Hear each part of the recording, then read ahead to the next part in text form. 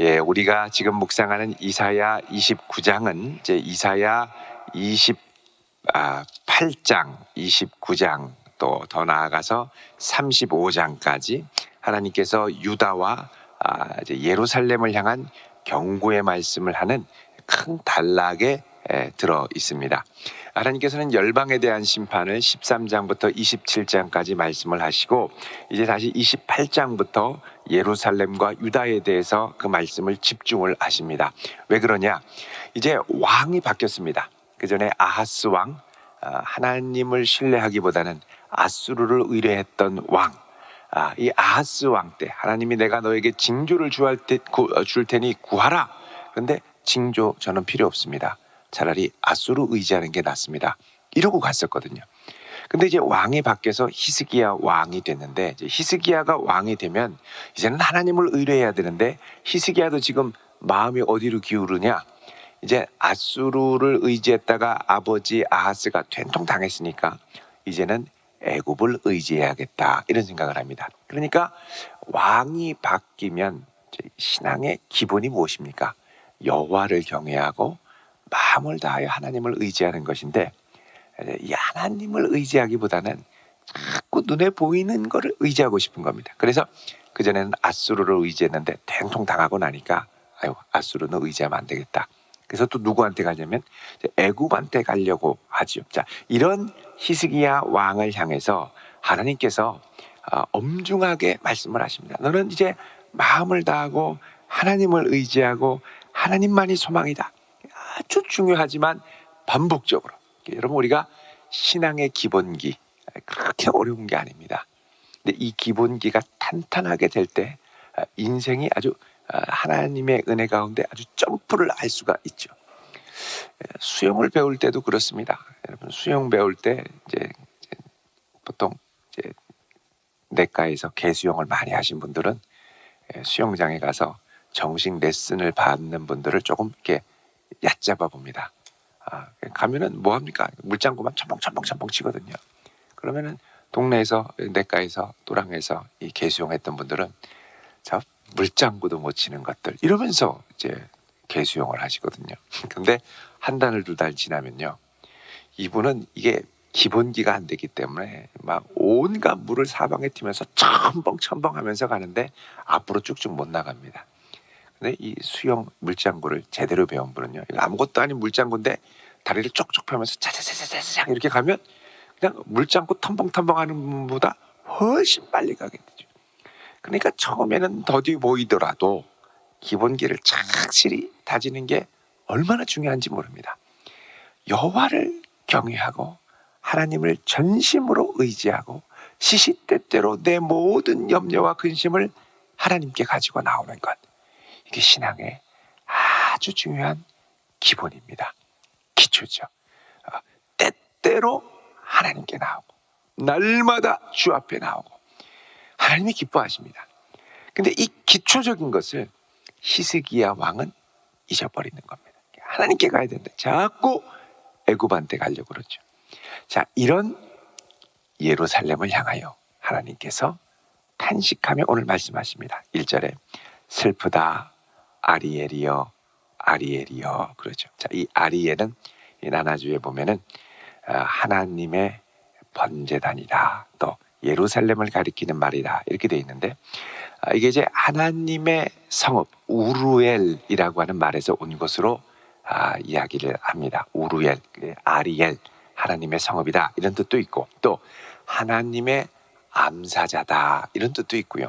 또 오늘 나나주 이번에 나오는 것처럼 하나님의 번제단이다, 이런 뜻도 있습니다. 자, 이런 아리엘을 향해서 뭐라 그러냐면 다윗이 진친 성읍이요 그러죠. 자, 예전에 다윗이 이 예루살렘을 정복했습니다. 이전에는 이 성읍에 거주했던 사람들이 여부수, 가나안 족속 중에 여부수 거민이었는데, 이 다른 지역은 약속의 땅 가나안에 와서 유다 지파가 거의 다 유다와 베냐민이 정복했는데 끝까지 정복하지 못한 아주 난공불락의 성읍이 바로 이 예루살렘 여부수였습니다. 그래서 이 여부수 주민이 사실 이 시온산이 쳐들어가기가 참 어렵습니다. 왜냐하면 여기에 기드론 골짜기 또 흰놈 골짜기가 이제 아주 남북으로 쫙 동서로 이제 사방에 쫙 이 골짜기가 있기 때문에 이 성벽을 타고 올라가는 게 얼마나 어려운지 모릅니다. 그래서 여부스 주민이 다윗이 공격하러 올라올 때, 야, 너 올라와 소용없다. 절름발이라도 너를 지키는데 끄떡없을 거다. 이렇게 아주 자만해서 얘기를 했거든요. 근데 다윗이 하나님을 의지해서 이 예루살렘 성을 아주 놀랍게, 특히 이제 기혼샘이라고 이제 성읍의 물, 이제 예루살렘 성읍에서는 아주 이 샘물이 중요한데 이 샘물을 뜨는 그 통로를 통해서 비밀 통로를 통해서 올라가서 순식간에 이 성읍을 장악을 하게 됩니다. 그래서 다윗이 난공불락의 성읍을 정복할 수 없는 성읍을 하나님의 능력으로 정복했죠. 그래서 다윗이 진친 성읍이여라는 말은 하나님의 은혜로 하나님을 전심으로 의지했던 그 다윗이 은혜로 정복하게 됐던 이 성읍이요, 이런 말입니다. 이 성읍이 해마다 절기가 돌아오게 되는데, 자, 절기가 돌아오면 축제가 있습니다. 하나님이 주신 은혜를 감사하며 기뻐해야 됩니다. 그런데 하나님께서 이 감사하고 기쁨이 넘쳐야 할 은혜로 주신 이 성읍을 이제부터는 괴롭게 할 텐데, 그가 슬퍼하고 애곡하며 내게 아리엘과 같이 되리라. 자, 여기서 아리엘과 같이 되리라라는 건 나눠주에 보면 번제단과 같이 되리라. 다른 말로 하면 성읍 자체가 불타서 고통 가운데 있는 것 같은 어려움을 당하게 될 것이다 라고 말씀합니다. 그전에는 기쁨의 성읍, 은혜의 성읍, 기적의 성읍이었던 그곳이 이제는 슬픔의 성읍, 애곡의 성읍, 탄식의 성읍으로 바뀌게 될 것이라고 말씀하는 겁니다. 왜 그러냐? 3절에 내가 너를 사면으로 둘러 진을 치고 너를 애워 대를 쌓아 너를 치게 될 것이다. 자, 이제 하나님의 손길이 이들을 징계하게 되는데, 자, 이들에게 대적들을 보내셔서 사면으로 진을 치고 특히 너를 애워 대를 쌓아 친다 그러죠. 이 대라는 건 뭐냐? 토성을 말합니다. 그러니까는 예루살렘 성읍이 기드론 골짜기와 또 흰놈 골짜기가 있어서 워낙 높이 우뚝 솟아가지고 정복하기가 어려우니까 이 성읍 위에 이제 산을 파서 그 위에 흙과 돌을 쌓아가지고 이게 성읍이 한 10m 높이로 되어 있으면 이 토대를 쌓아서 이 산입니다.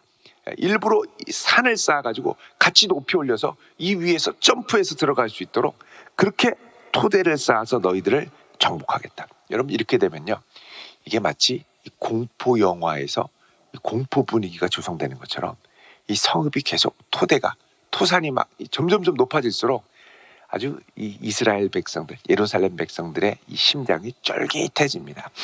두려움이 점점점 점증하죠. 점점 높아지면 큰일 났다. 어떻게 하냐? 어제보다 오늘 50cm 더 높아졌다. 1m 더 높아졌다. 이제 2, 3일만 있으면 넘어오겠다. 그러니까 넘어갈수록 공포에 바들바들 떨게 됩니다. 사실 그렇게 될수록 자꾸 무릎을 꿇고 하나님 앞에 기도하며 하나님의 구원을 구해야 되는데 이 사람들은 어떻게 되느냐?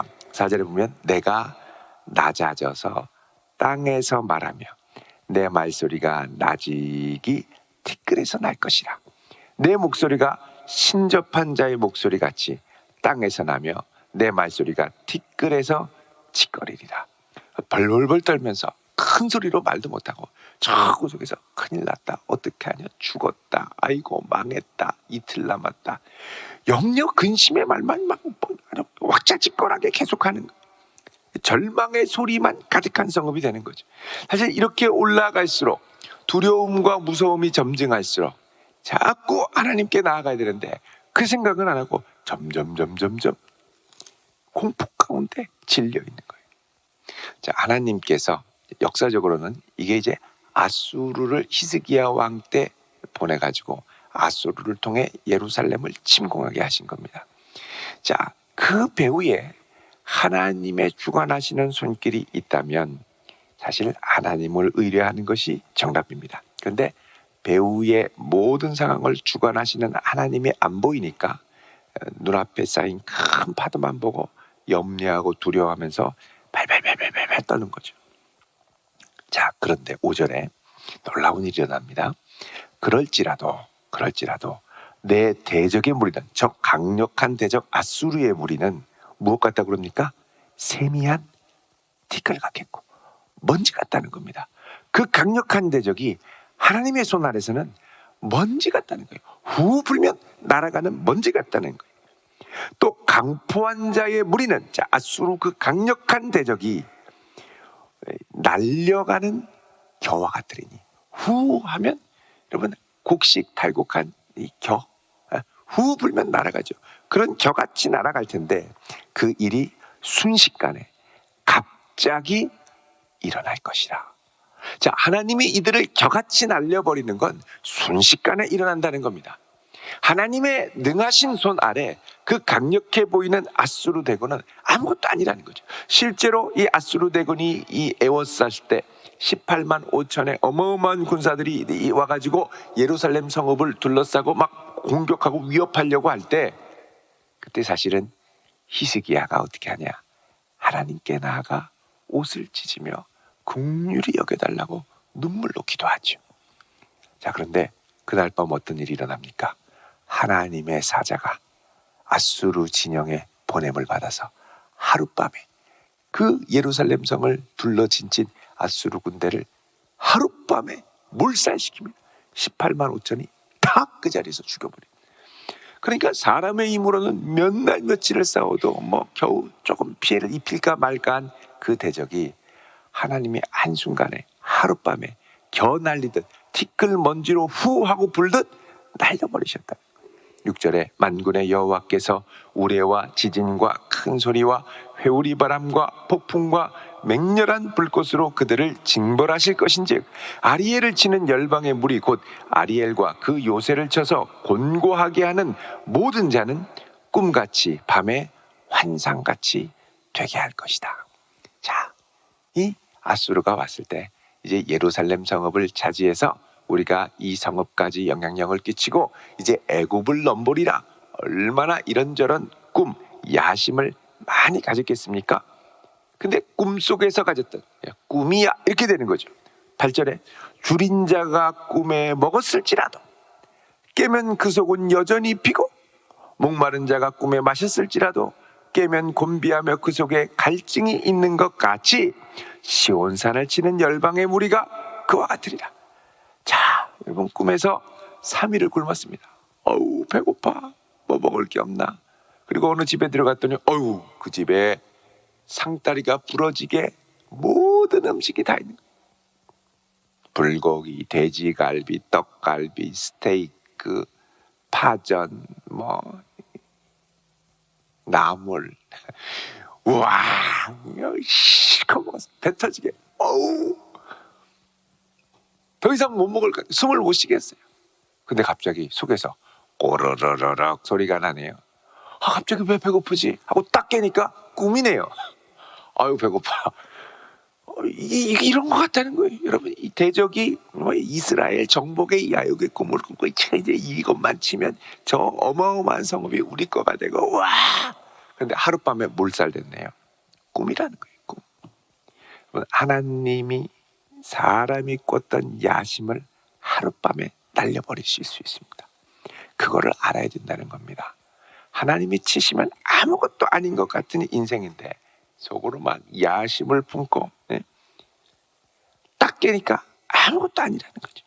시온산을 치는 열방의 무리가 그와 같으리라. 하나님의 능력의 장중에 붙들린 시온산은 아무리 욕심을 갖고 덤벼들어도 어떻게 할 수 없다는 겁니다. 그래서 9절에 하나님이 이런 놀라운 능력을 말씀하시면서 너희는 놀라고 놀라라. 너희는 맹인이 되고 맹인이 되라. 자, 이게 무슨 말일까요? 자, 너희는 놀라고 놀라라. 이건 무슨 말이냐면 너희는 어리석게 행동해라. 그러면 어리석게 될 것이다. 또 너희는 맹인이 된 자처럼 행동해라. 그러면 진실로 맹인이 될 것이다, 이런 말입니다. 무슨 말이냐면 하나님의 이 어마어마한 능력과 역사하심이 올 텐데 그거를 못 보는 자처럼 눈을 감고 불신하고 믿지 않고 그렇게 계속 해봐라. 그러면 정말 하나님의 놀라운 역사를 보지 못하게 될 것이다. 하나님의 놀라운 역사가 자꾸 선지자를 통해서 말씀을 하시고 이야기를 하시는데 그거 자꾸 듣고도 못 들은 척해라. 마음을 닫아버려라. 그러면 진짜 못 듣게 된다는 겁니다. 그러니까 하나님이 이렇게 말씀을 하셔도 너희들이 계속 영적 잠을 자고 계속 누적이 되면 그 다음에는 정말 이런 상태가 치명적으로 너희에게 고정된다라는 겁니다. 그래서 9절에 그들의 취함이 포도주로 말미암음이 아니고 그들의 비틀거림이 독주로 말미암음이 아니라 그러죠. 완전히 취해서 영적인 잠에 빠지는 겁니다. 왜? 처음에는 내 마음으로 강팍하게 합니다. 내 마음으로 거부합니다. 계속 거부하면 나중에 하나님이 그냥 거부되는 상태로 그냥 내버려 두십니다. 그러니까 애굽에서도 하나님이 바로의 마음을 강팍하게 하실 때 그 과정을 보면 처음에는 바로가 자기 마음을 강팍하게 합니다. 자기 마음을 거부하고. 그러니까 나중에 되면요, 말 표현이 바뀌는데 여호와께서 바로의 마음을 강팍하게 하셨으므로 나중에는 하나님이 그냥 강팍하게 내버려 두시는 거예요. 자꾸 마음을 두드리다가 내가 계속 거부하니까 강팍하게 하나님이 내버려 두시니까 강팍하게 하시는 거죠. 그 사람도 그렇죠. 자꾸 뭐 좋은 거 권면하고 하다가 싫어 계속 싫어 그러면 아예 말을 안 합니다. 싫은 대로 놔둬라. 그렇게 놔두죠. 그러니까 하나님께서도 자꾸 말씀하시는데 거부하면 놔두는 거죠. 그렇게 되면 어떻게 되냐? 11절에 모든 계시가 너희에게는 봉안책의 말처럼 되었다. 글을 읽기는 있는데 무슨 뜻인지 모른다는 겁니다. 그래서 그것을 글 아는 자에게 주며 이르기를 그대에게 청하노니 이를 읽으라. 그러면 이게 봉해졌으니 못 읽겠노라. 읽기는 읽는데 무슨 뜻인지 모르겠다는 거예요. 또 자 이거 읽어봐라. 그러면 나는 글을 모른다. 이런 식으로 대답을 한다는 거죠. 읽기는 읽어도 이게 무슨 뜻인지 모른다는 거예요. 무슨 뜻인지. 13절에 주께서 이르시되 이 백성이 입으로는 나를 가까이 하며 입술로는 나를 공경하나 그들의 마음은 내게서 멀리 떠났다. 그럽니다. 떠났다. 그들이 나를 경외함은 사람의 계명으로 가르침을 받았을 뿐이라 형식적으로 해야 하니까 이런 식으로 왔다는 거예요. 그러니까 형식적으로 해야 하고 누가 하라고 그래서 끌려서 가면 마음이 다치는 경우가 많습니다. 그러므로 14절에 내가 이 백성 중에 기이한 일, 곧 기이하고 가장 기이한 일을 다시 행하리니 그들 중에서 지혜자의 지혜가 없어지고 명철자의 총명이 가려지리라. 자, 하나님께서 기이한 일을 행하시는데 이건 뭐냐? 이스라엘 백성들에게 하나님의 지혜와 총명을 가리는 역사가 일어난다는 겁니다. 마음을 강팍하게 함으로. 근데 여러분 이 역사는 이미 이사야가 소명을 받을 때 6장 9절 이하에서 하나님이 말씀하신 적이 있습니다. 자, 6장 9절 보시죠. 자, 여기 보면 하나님이 뭐라 그러냐면 이사야를 보내시면서 9절에 여호와께서 이르시되 가서 이 백성에게 이르기를 너희가 듣기는 들어도 깨닫지 못하고 보기는 보아도 알지 못하게 할 것이다. 그리고 이 백성의 마음을 둔하게 해서 귀가 막히고 눈이 감기게 할 것이다. 그러죠. 이게 기이한 역사라는 겁니다. 그 하나님 그럼 이게 언제까지일까요? 그러자 13절에 거룩한 씨가 이 땅에 그루터기가 될 때까지, 그러니까 예수 그리스도를 통하여 이 땅에 하나님의 기이한 구원을 이룰 때까지라고 말씀합니다. 여기 기이하다라는 말은 이제 영어 성경에 보면 에일리언이라는 말로 번역이 됩니다. 외부의, 외래의 이런 뜻이죠. 그러니까 이 기이한 일이라는 건 뭐냐? 낯선 하나님의 역사라는 겁니다. 이 낯선 하나님의 역사, 이들이 전통적으로 알던 지혜를 가리고 낯설게 만드시고 나중에 이 거룩한 씨를 통해서 낯선 역사를 주시는데 그 뭐냐?